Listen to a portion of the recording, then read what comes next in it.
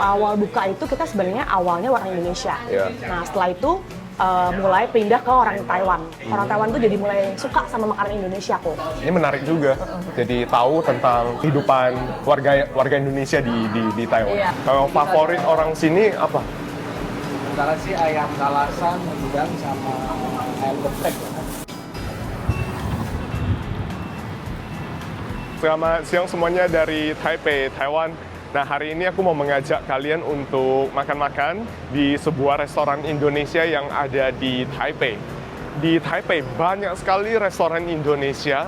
Kalau kita search Google, mungkin ada puluhan ya, 20-an, 30-an restoran Indonesia di sini. Tapi ini bukan hal yang aneh, soalnya banyak sekali orang Indonesia di Taiwan diperkirakan mencapai 400.000 orang. Yang mana 90% diantaranya merupakan PMI atau pekerja migran Indonesia. Di samping itu juga ada mahasiswa, pekerja profesional, dan lain sebagainya. Dan hari ini aku mau mengunjungi sebuah restoran Indonesia yang lokasinya nggak jauh dari National Taipei University of Technology. Ini kita udah mau sampai di lokasinya. Nah, ini lokasinya di dalam jalan kecil gitu ya, seperti di dalam gang itu. Namanya candu. Mudah-mudahan makanannya juga bikin candu ya. Nah, ini restorannya, tapi dari luar nggak kelihatan seperti restoran Indonesia ya. Kita coba masuk ke dalam.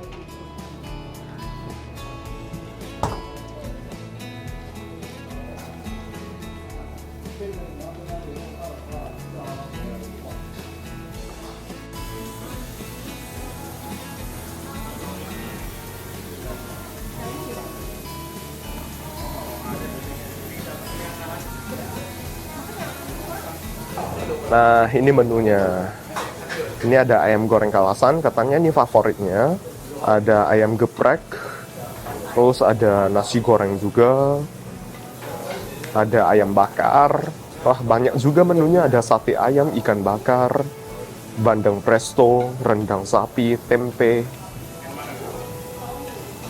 Terus aneka mie ada juga, kayak mie ayam, bakso, soto, jajanan ketoprak, empek-empek, siomay. Terus ini minumannya.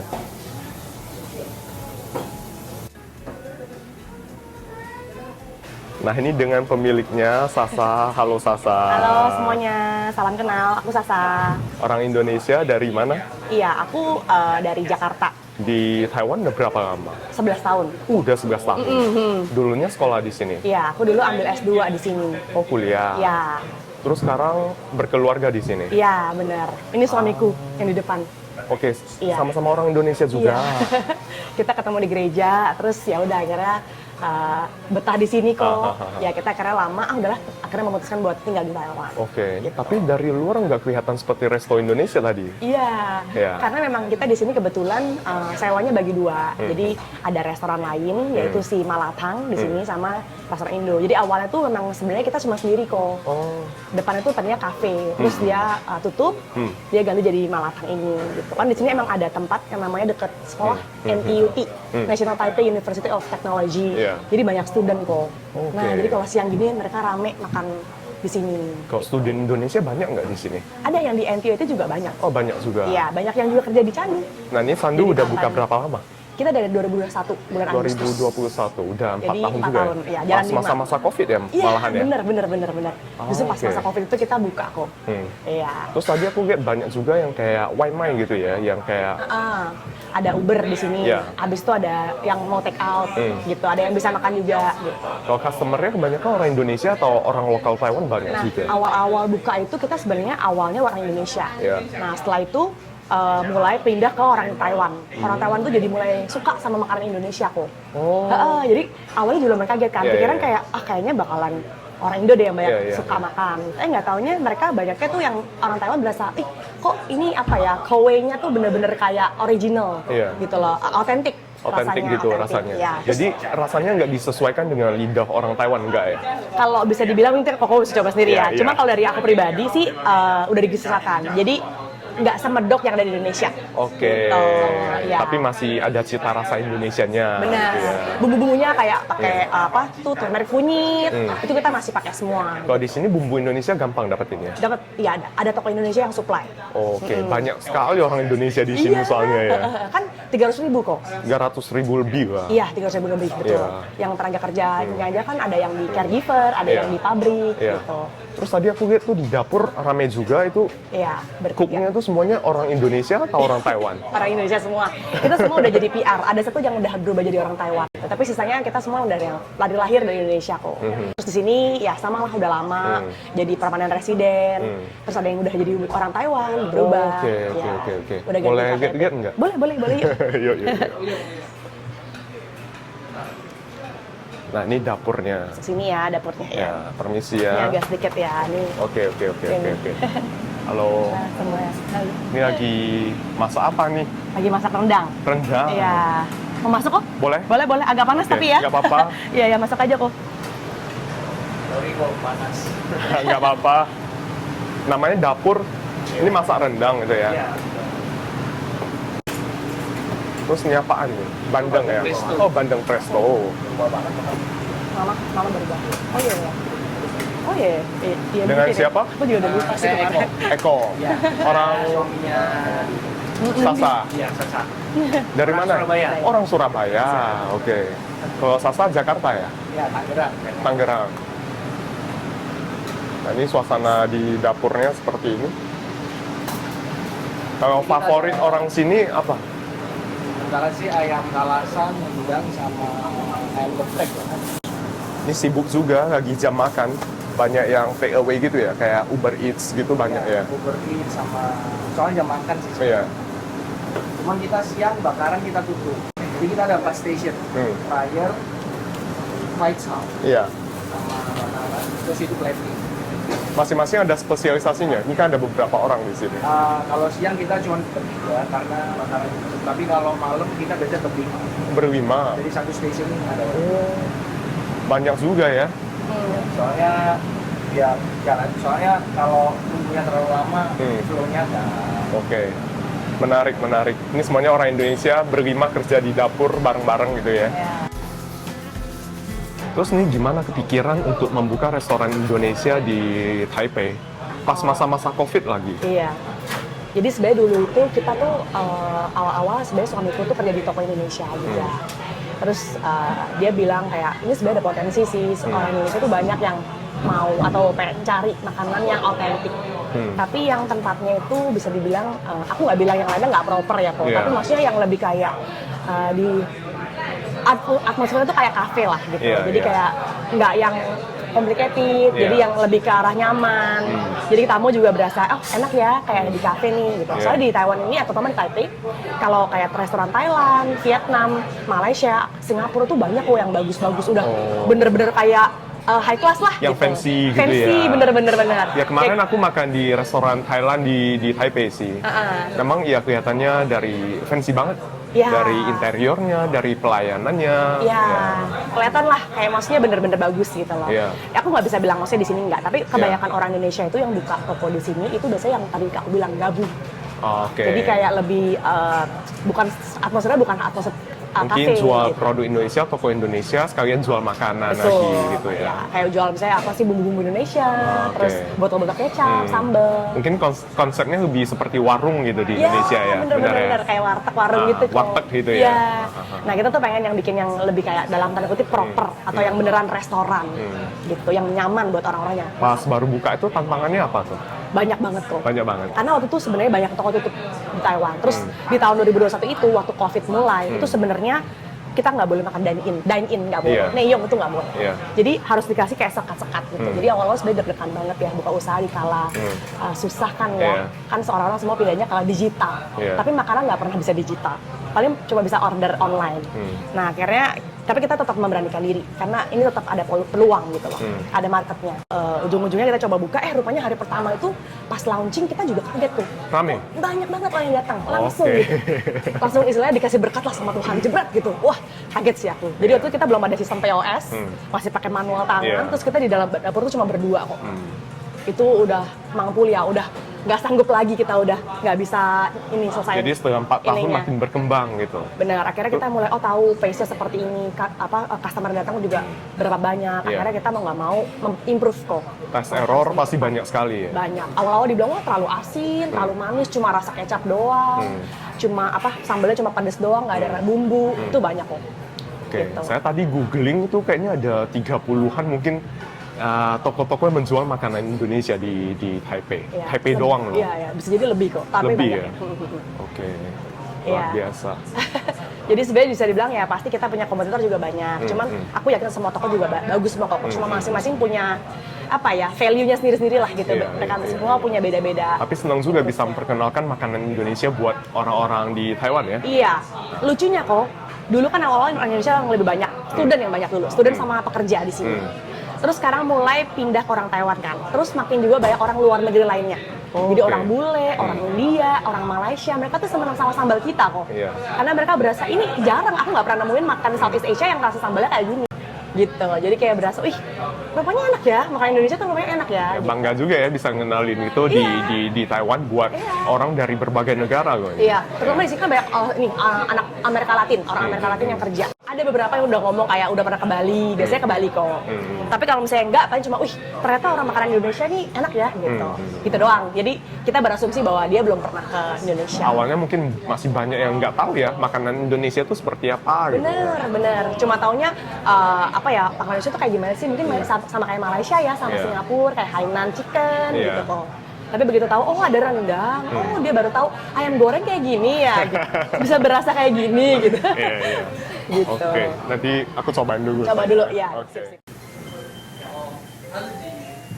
Ini aku pesan nasi ayam kalasan. Tapi ini nasinya aku ganti dengan nasi goreng. Bisa pakai nasi uduk, nasi biasa, atau nasi goreng ya.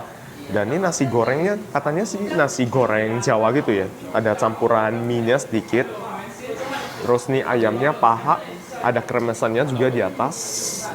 Ada kerupuk, ada mie lagi. Terus ini ada sayur kol, tumis sayur kol. Soalnya sayur kol adalah sayur favorit orang Taiwan katanya. Terus ini sambelnya katanya signature candu sambal gitu, khas mereka. Kelihatannya menggoda banget. Dan ini sekarang jam makan siang ya, cukup rame. Dan tadi aku lihat banyak banget yang pesan kayak GoFood gitu loh. Selamat makan.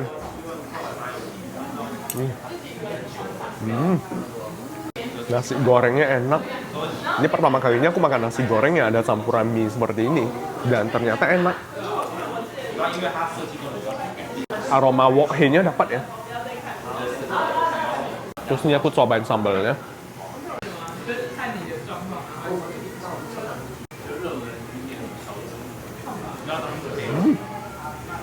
Sambalnya aroma bawang merahnya kuat banget, enak. Tapi nggak terlalu pedas ya. Mungkin udah disesuaikan sedikit dengan lidah orang Taiwan. Kalau terlalu pedas, takutnya orang sini nggak sanggup makannya.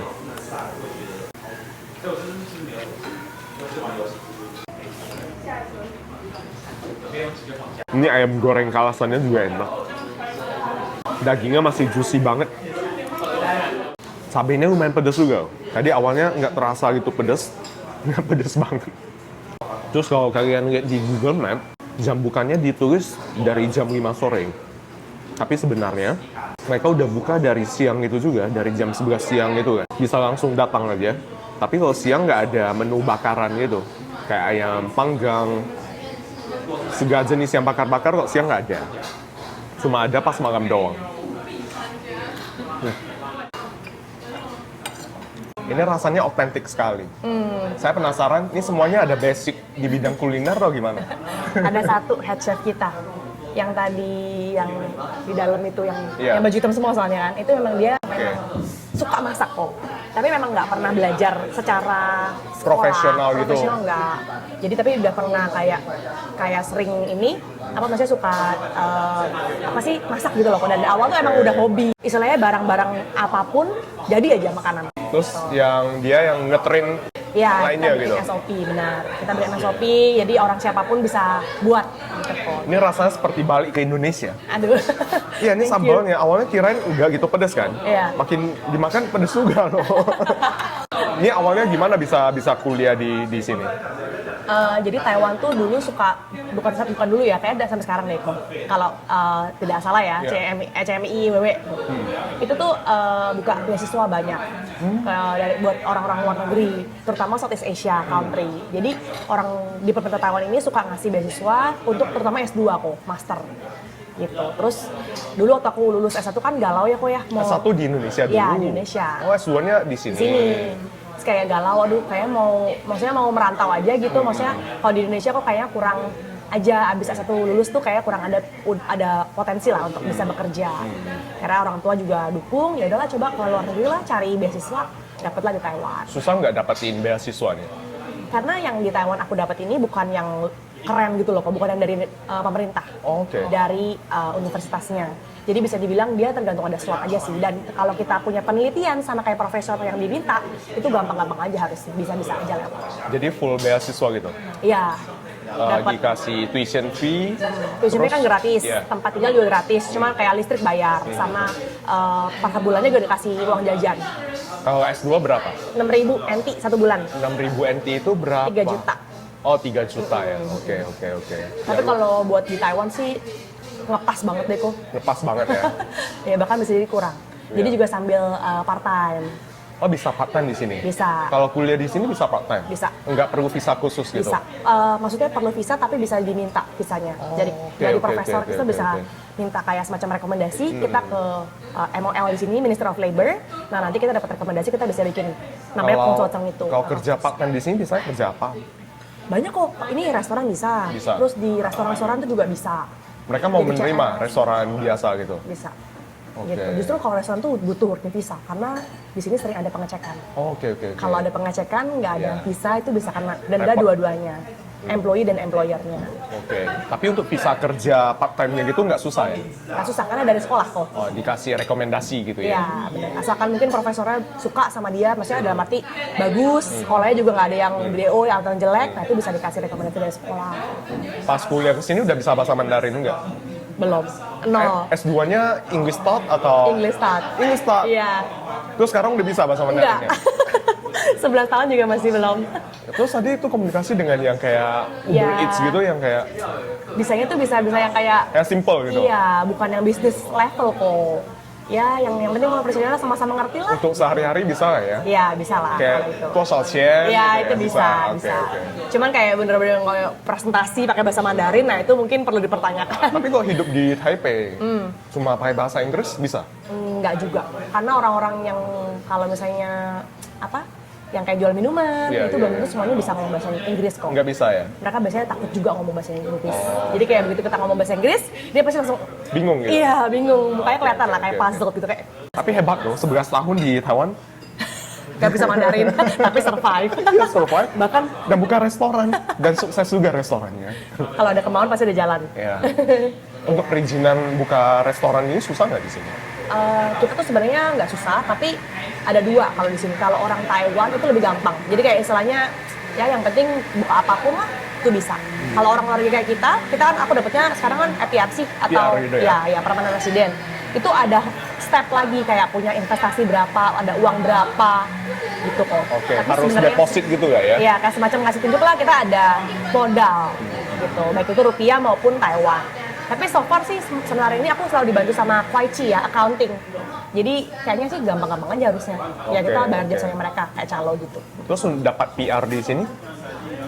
Eh, Dulu sempat kerja dulu di sini? iya, Oh, oke. Habis tamat kuliah kerja di sini? kerja di sempat. sini benar. Jadi kalau dapat PR itu harus 5 tahun kerja kok. 5 tahun bayar pajak kita ngomongnya. Kalau yang sekarang itu S2 bahkan bisa 4 tahun. Kalau S3 cuma 3 tahun kerja. Oke, kerja. Bisa Iya. ajuin gitu? Ajuin. Tapi belum tentu diterima juga ya? Biasanya sih pasti lolos sih. Oh, pasti lolos untuk PR ya? Benar, asalkan gajinya itu 1 tahun itu harus 2 kali UMR. Oke. Jadi UMR tahun misalnya 16.000 NT misalnya. Jadi harus tahun tuh 1,2. Ini contoh doang ya. Iya. Dan berturut-turut 5 tahun seperti itu? Enggak, ada 1 tahun aja yang udah di atas UMR di 1 tahun itu Oke. lolos. Langsung bisa ajuin langsung? Benar. Oke, menarik. Ya, jadi mungkin ada yang mau ke Taiwan dan sekolah, atau kerja, atau buka usaha, juga bisa. Selama ini aku kan di mainland ya. Ah. Ya, jadi mungkin lebih paham yang di sana. Oh iya. Ini menarik juga. Jadi tahu tentang kehidupan warga Indonesia di Taiwan. Iya, banyak teman-teman Indonesia di sini banyak banget kok. Iya. Punya komunitasnya sendiri, ada yang dalam bentuk komunitasnya itu dalam agama. Kayak suka ada pengajian juga di sini Iya. kan, setiap bulan sekali biasanya. Iya. Gitu. Terus ya juga ada beberapa yang kayak kumpul-kumpul lah, ibu-ibu misalnya gitu. Tadi aku sempat ke Indonesian Street itu loh. Indonesia Street. Indonesian Street tau nggak yang di Taipei Station? Yang banyak warung-warung Indonesianya itu loh. Iya. Ya di bawah ya, bawah tanah. Bukan di bawah tanah, di seberang dari Taipei Station. Oh, kayak aku tahu deh. Yang warung-warung Indonesia semua ya jalanan Iya, itu. iya. Iya, rame kok. Kalau hari biasa sih sepi ya. Tapi Iya. biasanya Minggu. Sabtu Minggu mungkin Iya, ya. Sabtu kan berapa? Minggu. Karena hari Minggu tuh biasa teman-teman pada libur. Oke. Teman-teman PNI di sini pada libur. Ini mantap masakannya. Bentar aja habis. Ya, semoga suka. Ya. Terus ini ada jual tempe mentah juga loh. Ini tempe mentahnya dijual per blok gitu atau? Per blok, satu kotak. Oh, satu kotak gitu. Semuanya bikin sendiri berarti ya? Enggak kok, tempe enggak. Tempe nggak bikin sendiri? Oh, oke. Kita langsung jadi dari Tapi kan, kasih susu. Oh, ini kerupuk-kerupuknya memang dari Indonesia juga ya? Iya, dia distributornya kok di sini. Iya. Terus ini nama restorannya Candu. Iya. Kenapa kepikiran pakai nama Candu gitu? Oke. Jadi awalnya kita tuh udah kepikiran pokoknya pakai 2 silabel. Iya. Terus yang bikin orang ketagihan apa sih? Gitu kan. Oh, kecanduan. Apa yang candu? Kok aneh kalau candu ya, terus kita akhirnya candu ada bahasa Mandarinnya. Bagus juga. Cannya kan can ancan. Can, iya. Ya, can. Tunya kan suatu tuh kotak. Iya. Kayaknya masuk juga nih. Terus beda dari yang lain kan biasanya kan kalau memang orang toko yang Indonesia banget kan. Iya. Nanti bisa lebih internasional aja, orang juga dengernya enak gitu. Candu, kecanduan. Makanya kita hashtagnya fresh local addicted. Never get enough. Jadi orang biar pengen terus makan. Diplesetin jadi Candu gitu Iya. ya. Tapi bukan India loh ya ini. Iya, Bukan tapi Indonesia. ini beneran bikin candu sih makanannya. Bener ya? Ya. Ya semoga seperti namanya. Oke, thank you ya. Thank you Ko. Thank you Buat semua. teman-teman yang lagi di Taiwan, kalau suatu saat jalan-jalan ke Taiwan boleh mampir di sini. Boleh, candu ya. Oke, thank you. Bye bye. Thank you, bye bye.